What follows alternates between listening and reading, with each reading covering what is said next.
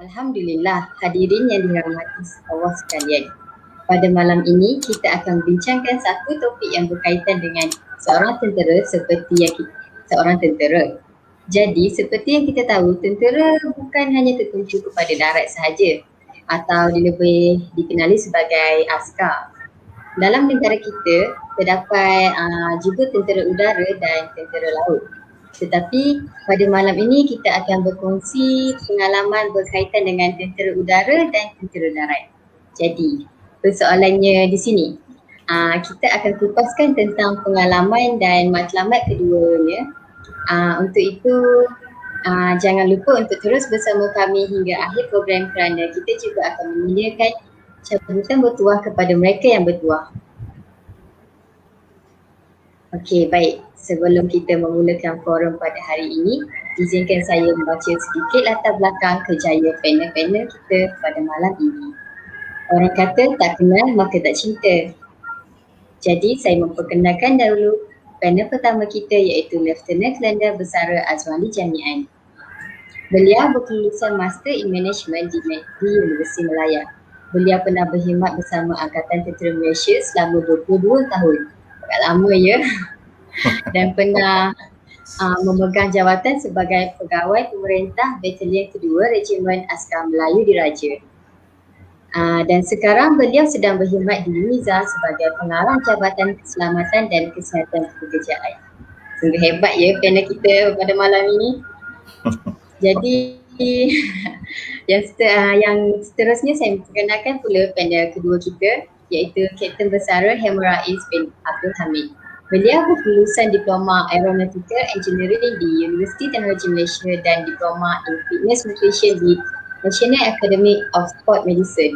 Ada dua ya diploma kawan-kawan, jadi agak power di situ. Dan beliau berumur 35 tahun dan pernah bersama Angkatan Tentera TUDM Malaysia selama 14 tahun sebagai pegawai TUDM dan berpangkat Kapten TUDM selaku pilot dan air defender. Beliau juga pernah bekerja sebagai security manager di syarikat swasta selama 2 tahun dan sekarang beliau merupakan fitness trainer di YouTube.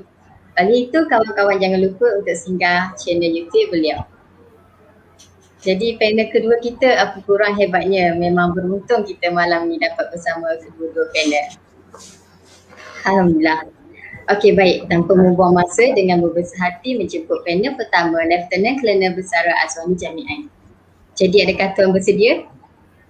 InsyaAllah boleh. Sedia. Okey. Jadi tuan, seperti yang kita tahu dan kita selalu terdapat ura-ura yang mengatakan bahawa seorang tentera ni hanyalah sekadar makan dan tidur sahaja tanpa melakukan perkara apa-apa sekiranya tiada perang atau operasi. Dan dakwaan ini dakwaan yang sangat berat yang boleh menggores hati seorang tentera. Oleh itu, bolehkah tuan menceritakan sedikit bagaimana berkaitan tentera darat di Malaysia dan apakah aktiviti harian yang dijalankan oleh seorang tentera jika mereka tiada operasi yang dilakukan? Silakan tuan. Okey, bismillahirrahmanirrahim. Assalamualaikum warahmatullahi wabarakatuh. Pertama sekali saya nak ucap terima kasih kepada penganjur kerana sudi menjemput saya pada malam ni untuk kita berbual santai mengenai profesion tentera lah. So seperti yang telah diterangkan tadi oleh moderator, saya ni khusus kepada tentera darat dan khususnya saya adalah bekas anggota pegawai Regimen Askar Melayu Diraja lah. Yang pertama sekali untuk maklumat semua viewers, Regimen Askar Melayu Diraja ni adalah satu pasukan infanteri lah. Jadi untuk persoalan yang ditimbulkan oleh moderator tadi, saya akan jawab daripada perspektif sebagai seorang anggota tentera infanteri. Memang tidak dinafikan sebenarnya isu makan tidur ni dah lama dah. Sejak saya masuk askar dulu dah ada dah apa tanggapan yang sebegitu kan. Tetapi ia adalah merupakan satu persepsi lah.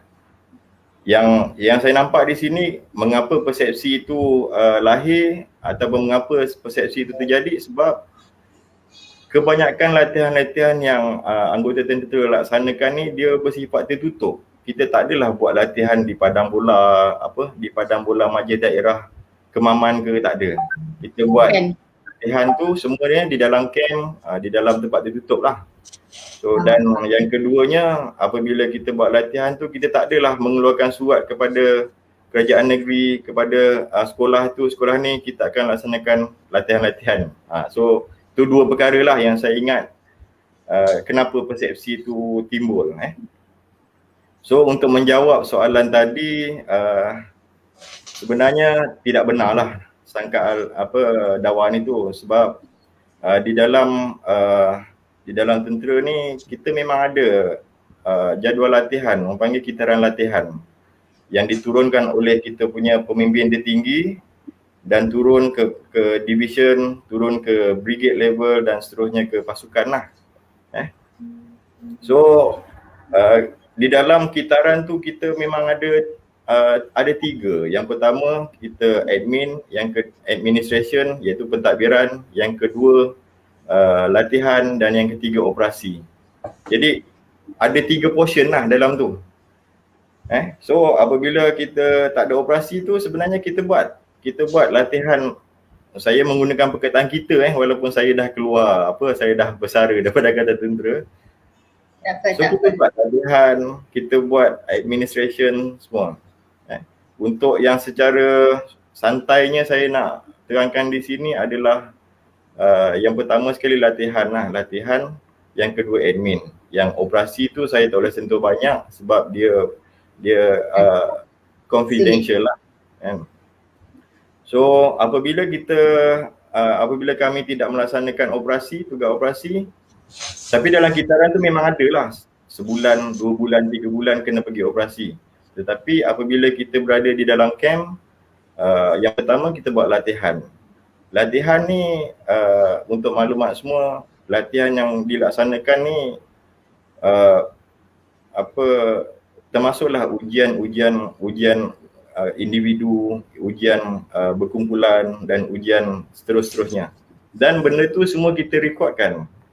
Wajib direkodkan sebab setiap anggota tentera diwajibkan melaksanakan segala ujian yang telah ditetapkan oleh perkhidmatan. Jadi daripada level individu, contohnya yang berlari tu kita nampak askar berlari tu kan. Berlari kosong, berlari bawa pack, berlari berjalan sampai 10 km, 20 km. Bawa beban. Itu adalah merupakan latihan-latihan yang kita laksanakan semasa berada di dalam camp lah. Selepas latihan tu di peringkat individu, kita pergi pula di peringkat yang lebih besar sikit, mungkin platoon. Di peringkat lebih besar sikit mungkin company dan seterusnya battalion lah. Untuk di peringkat battalion ni kita akan buat sebenarnya ujian-ujian yang dilaksanakan tu adalah untuk membolehkan seseorang anggota tentera tu melaksanakan latihan. Latihan peperangan lah. Biasanya kita buat latihan peperangan, setiap batalion tu akan buat setahun sekali. Tak kira di tempat mana, tetapi kita akan memang wajib buat untuk latihan tu. So itu adalah daripada perspektif latihan lah. So yang kedua, saya pergi kepada perspektif administration. Kalau kita tak pergi operasi, kita berada dalam camp, mungkin diberikan masa 4 bulan contohnya untuk buat administration pasukan masing-masing. Administration ni memang senang kita cakap pentadbiran. Okey, pentadbiran, tapi apa dia pentadbiran? Yang di sini saya nak terangkan lah. Pentadbiran ni termasuklah kita buat senggaraan kenderaan tempur, senggaraan senjata, senggaraan segala bentuk peralatan yang kita ada, tu administration. Seterusnya dokumentasi. So kita akan habiskan dalam masa yang ditetapkan. Jadi dia sebenarnya dia berkisar memang setiap masa tu memang kena buat. Jadi tak adalah istilah makan tidur tu, kadang-kadang makan pun tak sempat sebenarnya. Kalau dibuat betul. Jadi kenapa dibuat sebegitu adalah kita berbalik semula kepada tujuan ataupun visi Angkatan Tentera, ataupun kita boleh panggil ni lah, untuk mempertahankan kedaulatan negara tu, kita berlatih untuk berperang. Setiap masa memang kita berlatih untuk berperang. Sebenarnya pasukan tentera ni dia antara either you kill or you to be killed. Itu kan. Sama ada kita akan membunuh musuh ataupun musuh akan membunuh kita. Jadi tak ada istilah kita duduk relax, tak ada. And then dalam masa yang sama juga, jika kita tidak pergi operasi tu, mungkin banyaklah aktiviti yang di dalam camp yang kita buat secara confidential. Kita tidak jemput orang luar untuk tengok ataupun kita buat latihan bersama dengan orang luar, tidak. Kita ada standard latihan kita sendiri.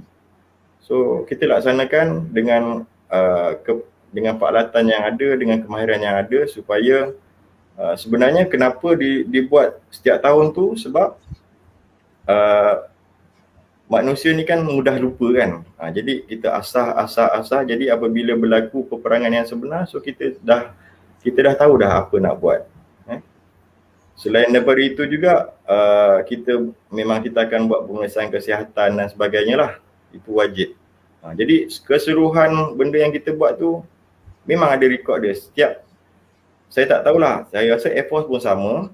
Setiap anggota tentera tu dia ada satu buku latihan dia. So-called macam dia punya rekod lah. Rekod latihan daripada mula dia berkhidmat sampailah dia bersara. So kat situ akan ada rekod yang menyatakan atau membuktikan bahawa dia ni dah buat latihan. And then ada scoring dia. Jadi tak ada isu sebenarnya anggota tentera makan tidur ni. Saya pun tapi kalau macam saya sendiri masa berada di dalam perkhidmatan tu, apabila saya dengar macam tu, kita bersabar je lah nak buat macam mana kan. Jadi itulah sedikit yang boleh saya terangkan apa yang kami buat kalau tidak pergi masuk operasi. Operasi ni maksudnya operasi sama ada di dalam negara ataupun di luar negara lah. Untuk pasukan infanteri macam saya dulu, saya memang latar belakang saya memang saya duduk di so-called duduk dekat ground lah. Saya duduk di pasukan, duduk di brigade, lepas tu balik pasukan balik di unit biasa, unit mechanized. Di pusat latihan pun ada juga, di UPNM dan sebagainya. Jadi benda tu sama je sebenarnya. Tak kiralah infanteri ke ataupun Air Force ataupun Navy, saya rasa pendekatan dia sama. Berlatih untuk berperang. So itulah yang saya boleh terangkan setakat ni. Okey, jutaan terima kasih atas Tuan atas perkongsian itu tadi. Jadi sebenarnya kita dapat tahu sebenarnya seorang tentera ni bukan sekadar makan dan tidur sahaja. Dan hakikatnya sebenarnya tentera itu banyak kerja dia, tapi kita tak boleh expose pada pendedahan awam sebenarnya. Okey, jadi kita teruskan seterusnya dengan Kapten Rais. Seperti yang umum tahu, anak-anak muda zaman sekarang mempunyai pelbagai keinginan dan minat seperti menjadi doktor, pensyarah, dan semestinya ada juga yang ingin menjadi tentera bagi mempertahankan, berkhidmat serta berbakti kepada negara. Jadi saya yakin sebilangan daripada penonton kita adalah di kalangan anak-anak muda yang mereka juga ada keinginan untuk menjadi seorang pegawai tentera. Jadi bolehkah saya mempersilakan Kapten Bersara Hemar Rais bagi menceritakan sedikit pengenalan tentang tentera udara serta kelayakan menjadi tentera, dan apakah kelebihan yang boleh Tuan kongsikan daripada berbagai sisi kehidupan seorang tentera dengan kehidupan belia biasa yang bukan dari kalangan tentera. Silakan Tuan. Okey, terima kasih kepada saudari moderator yang dihormati Lieutenant Colonel Azwadi. Okey, Bismillahirrahmanirrahim. Assalamualaikum warahmatullahi wabarakatuh kepada para penonton yang tengah tengok kita secara live sekarang. Okey, sedikit saya ceritakan mengenai latar belakang saya di dalam TUDM. Saya menyertai TUDM dengan menggunakan sijil SPM yang tak berapa hebat pada zaman saya lah. Okey, saya terus menyertai TUDM. Sebenarnya saya nak masuk Akademi Tentera Malaysia ataupun sekarang ni dikenali sebagai UPNM ataupun Universiti Pertahanan Nasional Malaysia. Tapi disebabkan saya punya result tak berapa nak bagus lah, sebab UPNM ni dia untuk belajar sampai degree. Okey, kemudian masa tu saya dekat Tenaga Kerja C dekat Mindan bahagian pengambilan. So diorang offer saya, dia tanya minat tak nak jadi pilot. Pilot dia masa tu TUDM dia buat orang kata macam usaha sama lah, macam dia buat satu orang cakap kerjasama dengan UTM untuk khas untuk pengambilan pilot. Pengambilan pegawai kadet pada masa itu adalah khas untuk pilot, tapi kena ambil diploma dalam aeronautical engineering. Tengok result saya lepas. So alhamdulillah dengan izin Allah saya pun masuk dalam TUDM. Saya berkhidmat selama 14 tahun. Saya sebenarnya seorang pilot, tapi disebabkan takdir saya terpaksa di-groundedkan. Saya tak boleh fly disebabkan saya ada injury dekat saya punya ankle. Apa kaitan ankle dengan pesawat ialah bila kita nak take off, okay, kita kena put kita punya power, kita punya throttle tu dekat maksimum. Masa kita dekat dekat runway lah, masa kita nak take off tu. So kita kena full brake. Kita kena tekan brake tu sampai kita punya punggung ni terangkat sebab nak mengelakkan kita punya aircraft tu bergerak sebab power dah full ni. So disebabkan saya punya ankle tu tidak berkemampuan nak tekan full brake. So dorang hantar saya pergi medical, pergi check dan sebagainya, bagi saya tempoh 6 bulan untuk recovery tapi masih tak baik-baik. So end up dekat situ saya pun ditukarkan cawang, ditukarkan kepakaran daripada seorang pilot. Saya ditukarkan kepada cawang admin ataupun pertahanan udara ataupun kawal dan lapor. Saya kena jaga radar lah kalau nak bagi senang faham. Okey, so kalau nak cerita dari segi kelebihan seorang belia, anak muda macam saya lah, saya lagi suka cerita pasal saya punya pengalaman lah. Okay, dalam tu saya boleh cerita apa dia punya kebaikan dia. Saya pada umur 17 tahun, sebab saya punya hari jadi pun bulan 11. So masa pengambilan tu lebih kurang bulan 3, saya belum lagi umur 18. So saya pada umur 17, saya menyertai TUDM. Mulanya pada perspektif saya, aku lepas ni dah tak ada orang kata tak ada life, tak ada kehidupan sebagai remaja. Bila saya tengok kawan-kawan yang lain, boleh naik motor, boleh kerja jadi cashier. Ni macam best kan, macam luas nampak dunia ni. So bila saya masuk tentera macam alamak, dunia aku besar ni je, tentera je. Apa je yang aku boleh buat, apa je kelebihan yang aku dapat dekat dalam tentera ni.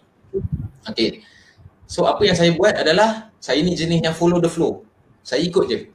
Apa nak jadi. Okay. So bila saya makin hari, semakin hari berlalu, dari hari ke hari, dari bulan ke bulan, saya semakin nampak banyak kebaikan dia dekat situ jika nak dikomparekan berbanding belia dekat luar. Bukan saya nak cakap belia dekat luar ni tak bagus, tak ada kelebihan, ada kelebihan. Tapi dari segi personally, dan mungkin boleh relate juga dengan belia-belia dekat luar sana, pada umur 17 tahun, saya dah boleh bagi duit dekat mak bapak saya. Itu nombor satu. Kenapa? Sebab pada umur 17 tahun, saya dah ada gaji. Walaupun gaji saya bukan beribu-ribu, gaji saya masa tu, first gaji saya, seingat saya lah, RM750. Itu yang kelebihan first lah, sebab saya nak relate dengan dunia luar lah. Kalau nak masuk askar ke, nak kerja apa ke, mula-mula orang fikir pasal duit dulu. Okay. Kenapa saya 750? Tak banyak, tapi saya masih boleh bagi duit dekat mak bapak saya. macam mana saya boleh bagi duit? Saya cerita satu-satu. Antara kelebihan dia lah nak direlate dengan gaji yang sikit dan boleh bagi duit dekat mak bapak. Segala-galanya diberikan. Saya boleh cakap 100% lah.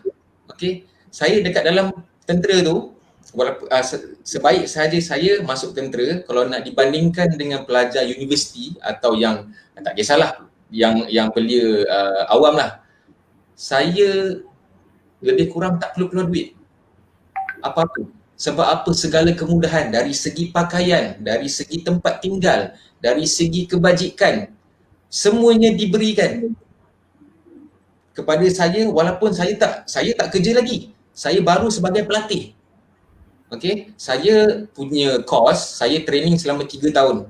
Sambil-sambil saya ambil diploma, saya menjalani latihan sebagai pegawai kadet lah untuk melayakkan saya menjadi seorang pegawai tentera. Okey. Walaupun saya sebagai pelatih, saya semua dapat. Okey. Kalau nak diceritakan lebih kurang A to Z lah. Semuanya diberikan. Gaji, pakaian, tempat tinggal, kebajikan, segala-galanya yang diperlukan sebagai seorang manusia yang masa tu umur 17 tahun, semua saya dapat. Dan yang paling penting sekali, saya tak susahkan mak bapak saya yang dekat rumah. Kalau kita belia dekat luar, kemungkinanlah saya tak tahu sebab saya tak pernah rasa kehidupan sebagai remaja awam. Tapi saya ada dengar cerita lah. Pada umur 17, 18, 19 masih lagi memerlukan ibu dan bapa untuk menanggung kita sebersedikit dari segi kewangan. Mungkin minta, mak saya nak makan, nak duit sikit. Mak saya nak ni, saya nak bayar bil phone ni. Walaupun ada PTPTN, tapi PTPTN pun kadang-kadang kita bukan untuk belajar pun. Beli handphone, beli motor kan. Jangan ingat saya tak tahu. Saya tahu. Okay? Tapi saya tak kacau dah mak dengan bapak saya. Itu dari segi duit. Dari segi kehidupan.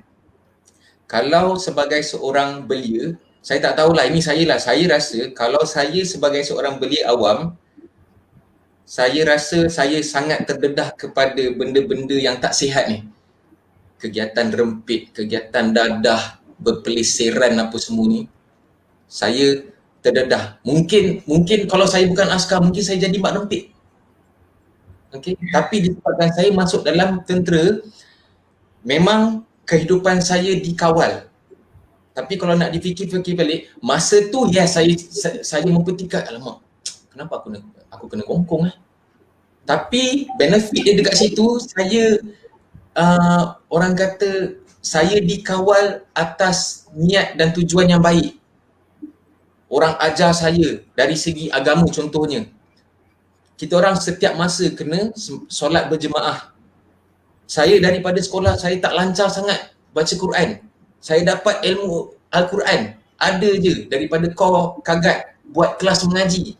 Saya dapat baca Quran melalui dalam tentera, Alhamdulillah. Itu belum lagi saya masuk segala ilmu akademik, ilmu tentera jangan ceritalah, macam-macam lah. Masuk hutan, walaupun saya Air Force, saya punya kepakaran bukan dekat daratan, okay, tapi ilmu-ilmu basic sebagai seorang tentera semua saya dapat. Pendek kata, cara nak survive kalau sekiranya ada peperangan lah. Walaupun saya sekarang civilian, saya bekas tentera, saya dah tahu dah apa nak buat. Saya dah tahu dah mana saya nak uruskan family saya, mana saya nak uruskan ni. Semuanya saya dapat daripada saya punya latihan tentera. Kalau nak cerita apa lagi dari segi aktiviti lah. Okey, kita cerita daripada aktiviti lah. Aktiviti macam-macam. Sukan, ada sukan. Kalau kita tengok sekarang ni, mungkin ramai yang tak tahu, banyak atlet-atlet yang mewakili Malaysia, tak kisahlah dalam sukan SEA ke, dalam sukan Commonwealth ke, dalam SUKMA ke, banyak daripada anggota tentera. Paling famous lah zaman-zaman, tak tahulah sama ada penonton kenal ke tak, Sapok Biki, peninju satu-satunya peninju Malaysia yang mendapat pingat emas masa sukan Commonwealth 1998 dekat Kuala Lumpur. Beliau adalah seorang tentera. Mungkin tak tahu. So, aktiviti sukan pun boleh buat. Saya sendiri pernah mewakili QDM dalam sukan bola tampar dalam sukan bola keranjang dan dalam sukan memanah. Okay, so itu kalau nak cerita dari segi sukan. Dari segi apa lagi? Dari segi, okay, saya cerita sikit. Dari segi medical, kalau saya sakit, tak payah risau, tak payah nak alamak aku nak kena bayar mahal ke. Boleh pergi rumah sakit Angkatan Tentera, rawatan secara percuma. Okay, saya bedah saya punya ankle, saya buang saya punya ada apa orang panggil tu macam ketumbuhan kat sini tu, percuma je. Pergi je dekat hospital Tuanku Mizan tu, hospital tentera tu, bagi tahu je saya ada ni apa semua. Okey, tak apa, nanti tuan datang buat buat appointment, nanti tuan bedah lah. Free, tak payah bayar, tak perlukan insurans pun. Kalau nak cerita dari segi medical lah. Dari segi apa lagi sekejap saya ada buat list ni, so saya terlepas. Dari segi orang kata pengurusan wang dalam tentera, kita ada koperasi tentera, kita ada lembaga tabung angkatan tentera, kita ada insurans tentera. Semua askar provide. Apa lagi yang kita risau? Kalau kita berhenti nanti, dah ada dah simpanan yang kita boleh guna masa kita berhenti daripada tentera nanti. Sekiranya terjadi apa-apa kemalangan, boleh claim insurans. Kalau kita tak suka join insurans awam, mungkin kita dalam tentera ni pun kita tak tahulah ada ke tak insurans awam kan. Dah ada dah insurans tentera, boleh claim, tak ada masalah.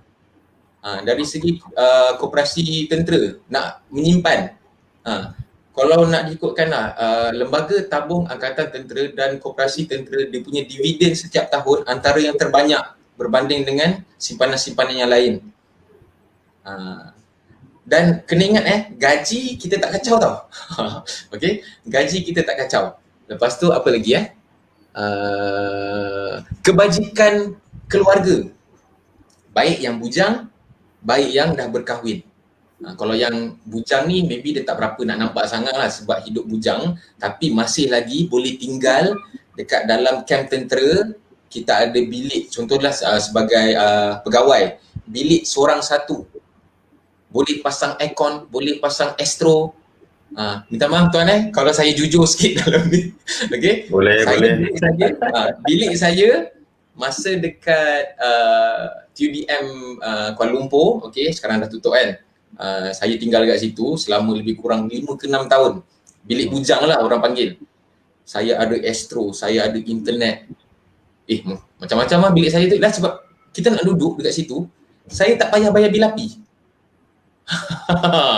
Tengok betapa untungnya, betapa banyaknya kelebihan menjadi seorang tentera. Saya tengok ada masa lagi tak? Okey, sikit lagi. Dan juga secara yang paling besar lah, paling yang bagi saya impact lah dari segi saya punya kehidupan lah. Dulu saya seorang yang extrovert. Extrovert ke introvert? Introvert. Minta maaf. Saya seorang introvert masa zaman sekolah. Saya bukan seorang yang lantang, saya bukan seorang yang terror bercakap, saya malu. Tapi disebabkan masuk tentera, kehidupan saya berubah sebab saya didedahkan, saya diajar dengan macam-macam benda, diajar dari segi confident, nak bercakap dengan orang awam dan sebagainya.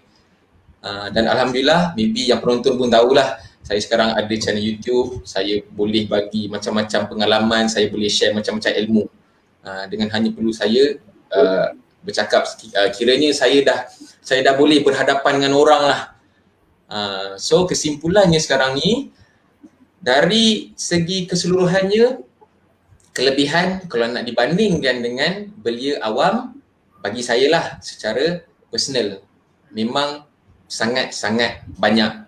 Dan saya tak dapat bayangkan lah, kalau sekarang ni saya bukan dalam tentera, macam mana saya kalau dekat dalam dunia awam. Yang saya dapat bayangkan, saya jadi orang jahat je lah. Wallahualam. Okay. Moderator, boleh saya tambah sikit tu? Boleh. Saya nak tambah sikit. Memang ada banyak kebaikan yang Kapten Arif bagi tahu tadi. Dan bagi saya sendiri, untuk maklumat semua viewers lah, kan, saya dalam tentera ni, saya buat diploma, saya buat degree, saya buat master tanpa satu sen keluar. Betul, saya lupa nak bagi tahu. Betul. Itu satu hal. Satu lagi, contohnya buat degree 3 tahun. 3 tahun tu kita bercuti, gaji penuh dan berallowance Maksudnya kalau degree tu dalam 700 sebulan. So itu adalah antara kelebihan-kelebihan lah. Memang tak payah fikir duit lah. Tak payah fikir, betul. Tak payah Tak fikir payah duit. fikir duit. So itulah yang saya nak tambah. Ya Tuan, betul. Okey, baik. Terima kasih Tuan Rais dan Tuan Azwandi. Memang umumnya tahu pelajar yang contoh di universiti juga siapa yang ambil kokok ataupun badan uniform, terutamanya macam tentera ataupun askar wataniah memang akan lebih berdisiplin berbanding belia yang lain. Jadi memang kita dapat tengok sebenarnya banyak kelebihan yang dapat apabila kita join tentera ni sebenarnya.